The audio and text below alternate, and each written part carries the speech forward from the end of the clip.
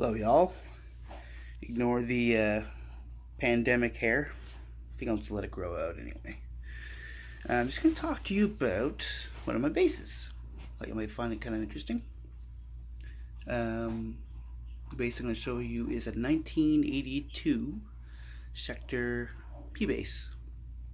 My dad bought this used in let's see, the late 90s, somewhere around there, off a guy, and it was all the wear and stuff you see on it was the way it was when he bought it.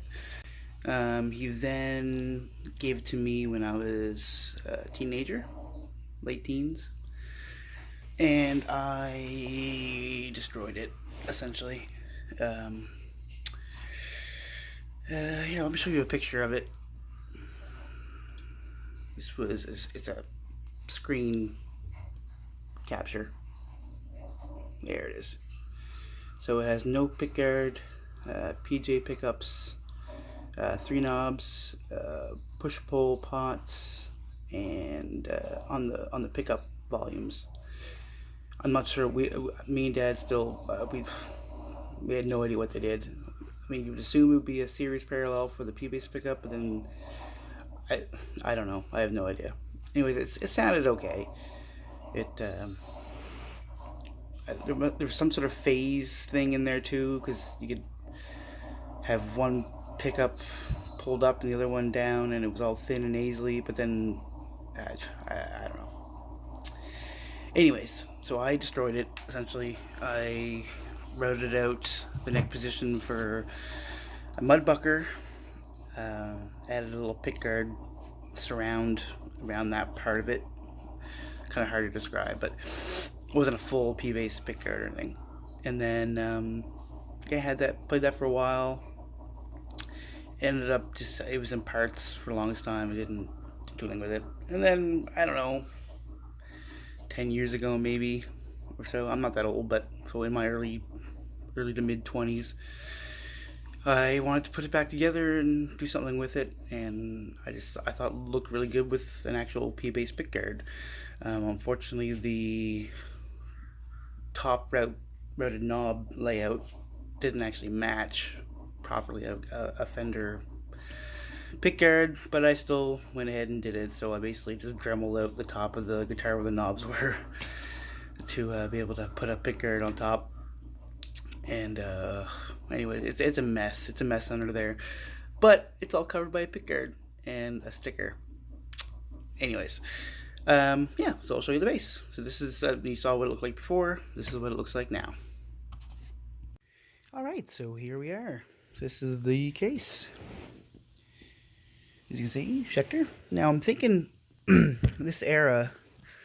You know, this is obviously before Schecter became an import only brand, mainly focused on fairly hard rock, heavy rock, metal kind of focused guitars. That's not all they do, of course, but yeah, we'll take a look. This is kind of the same era when Pete Townsend was playing his Telly Schecter style thing. I think they were making parts, but also I think they made fully completed guitars as well. I believe this one has a serial number, so you'd assume. I'm still not really sure of the whole history of this era, but anyways, let's just take a look. All right, so as you can see, I got a pickguard that originally wasn't there, a sticker to cover up some router debauchery, and yeah, there's that gold top finish, which is obviously nitro. It's got to be. It's the way it aged and greened and checked. Yeah, I describe it as so ugly that it's beautiful. That's the way I describe it. Those pickups are non-original, but I do have the original pickups. Schecter Guitar Research. I don't know how or why P-bass pickup needs that many wires. If anyone could explain to me what they were supposed to be doing, I mean, obviously some sort of, you can't coil split a P-bass pickup, but I I don't know.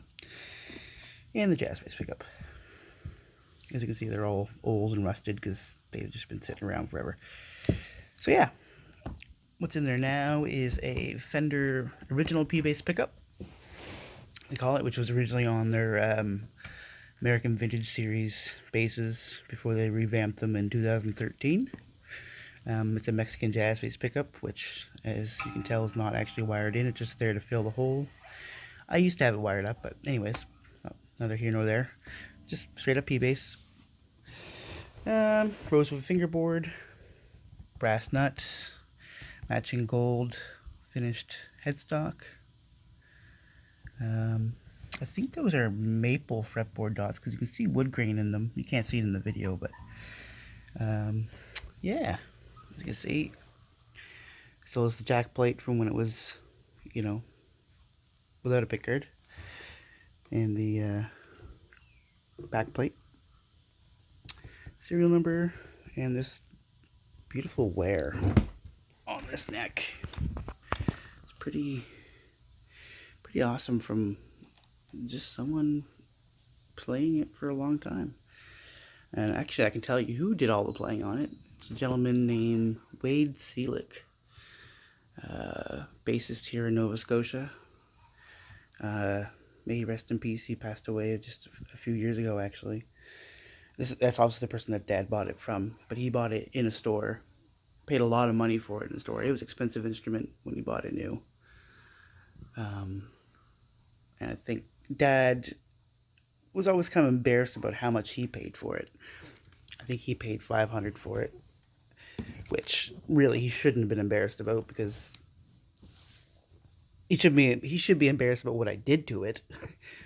But you know, even the condition it was in, you know, it was still a high quality instrument and with some history, and you know, and yeah,